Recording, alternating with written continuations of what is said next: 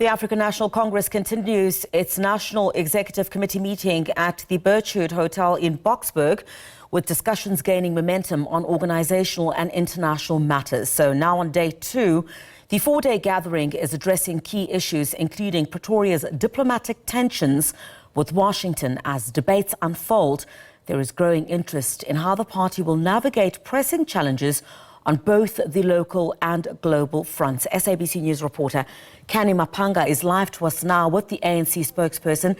Canny, I've alluded to some of the issues that the ANC is expected to touch on as this NEC meeting continues. What is the expectation today? We continue on day 2 of this critical NEC meeting to discuss matters affecting the country and the globe as a whole. We know that there's still a budget impasse as we speak today. We know by Tuesday there needs to be some resolve between the DA or the ANC, or you could risk seeing the end of the GNU if they do not reach some form of a compromise as the two parties in order to govern. Of course, there's a briefing coming up at 11 that will discuss critical issues such as the budget.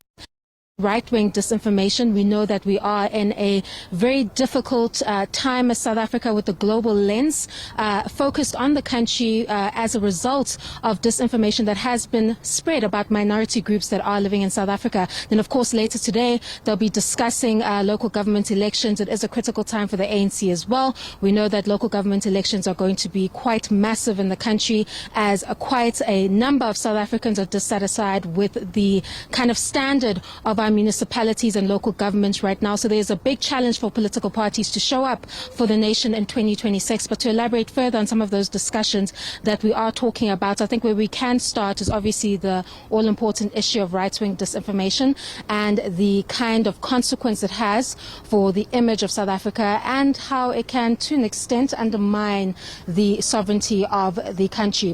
The ANC is discussing a program of action as we speak in this NEC meeting.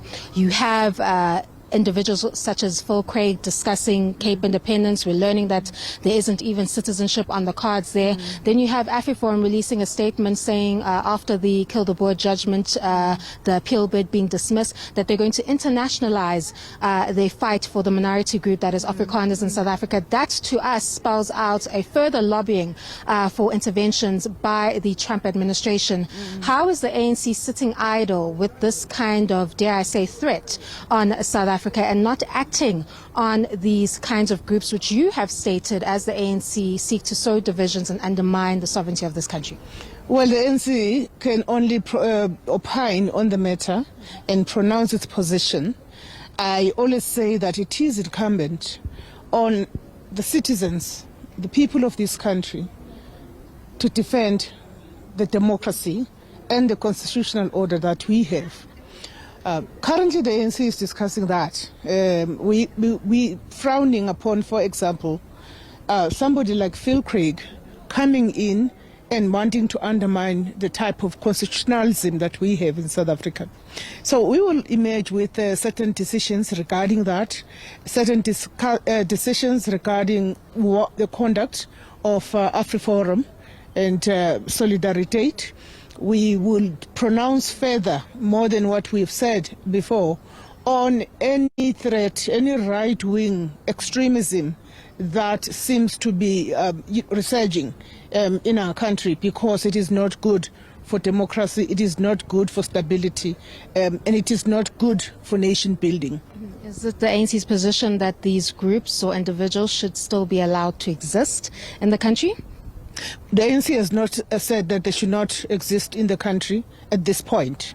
I'm more than happy because I know that there's a discussion currently taking place on the impact of right-wing extremism in South Africa on our cause of building a stable democracy, and also that is foregrounded by national unity.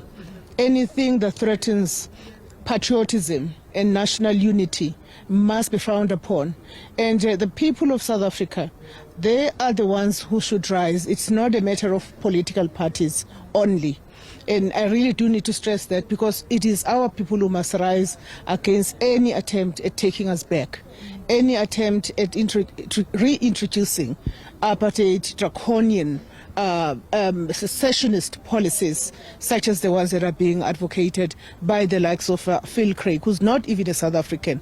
And so we have, expressed our view. We are going to communicate further, but this is a joint struggle among South Africans, irrespective of whatever political persuasion we're coming from. It should be a national effort. The national dialogue that is upcoming, these are the matters where South Africa should say, this is the South Africa we want.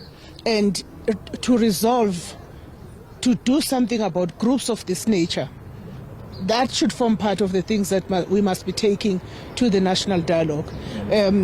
You've noted that the ANC has not gone to court to open a case against AfriForum and Solidarity for the reasons that we are seized with the task of transforming South Africa. Hence, there is a huge, objection to the transformation legislation that the ANC has put forward, the Bella Act, the Land Expropriation Act, the NHI. All of those, they are meant to continue with redress, because we know there is no equality in South African society, and we must overcome this inequality. Those are the things that we are seized with. Any other person that wished and still wishes to open a case of treason against these groups, we have said that South Africans are free to do that. We will not stop them. But we will not be doing that as the ANC, because that really does defocus us. Speaking of transformation policies such as the NHI and the Bella Act, that has been used as leverage, or at least the finance minister has since made that public, that it has been used by leverage by the DA in order to fight on this budget impasse that is the VAT increase. This particular impasse that you're dealing with now, if it is not resolved, we know that by Tuesday you need to start the processes of voting on passing this budget. If that is not resolved, does this spell the end of the relationship between the DA and the ANC? Because come the 1st of May, there needs to be some form of governance in South Africa. The budget needs to be allocated to the various departments, and the country can't be stuck or be held at ransom by the DA and the ANC's ideological differences that are manifesting here in the GNU. Does this spell the end for this relationship? It doesn't spell the end for this relationship. There has to be, and of course, depending on the response of the DA, of course, from our perspective, we don't see it as the end of the relationship. We are in this relationship not because we want to, but because it is in the national interest. And so the budget, I know, has been really the type that has, stoked the hornet's nest. But we are not pronouncing on the dissolution of the GNU in the current form. There has got to be a conversation about that. That has got to be occasioned by somebody, but we are not going to be the ones that do so. But is the ultimatum not clear, Maphanga? Is it not that if this VAT increase is not off the table, or if you don't scrap these particular transformative laws and you go outside of the GNU to seek support on the budget, then that spells the end of the relationship? Was that not clear in that letter to the president? That has been made clear by the DA. And they must obviously then they should indicate when we are still supporting the 0.5 VAT increase, and that is what we're going to be taking to Parliament. There are negotiations and conversations among political parties, both from the side of the ANC and as well as from the side of the president in his capacity as the leader of the executive. And we are confident that the budget is going to be passed.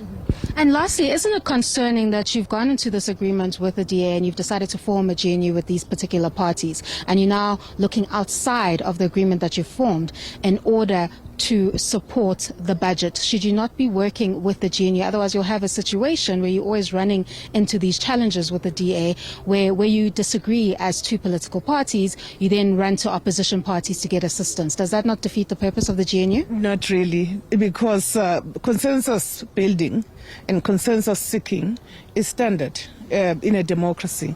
And the ANC, including the statement of intent that established this GNU, does not say that the ANC cannot speak to any political party represented in parliament or not represented in parliament. Ours is to cooperate with the parties that are represented in the GNU for the sake of democracy, for the sake of national unity and stability.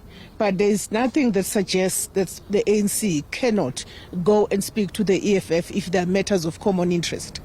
This is a democratic process. There's nothing that stops us from going and speaking to Action SA on matters where we have a shared interest or a shared policy perspective, which we want to push through legislation. So I think it's just as basic and as simple as that, that Parliament has got so many parties represented in it.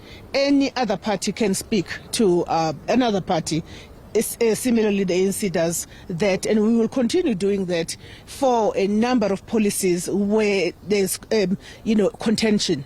We will continue doing so in order to advance this thing that we're talking about, a non-racial, non-sexist, democratic, and a unified South Africa. All right, thank you very much. That is ANC spokesperson Maphanga Mutsiri briefing us ahead of that 11 o'clock briefing.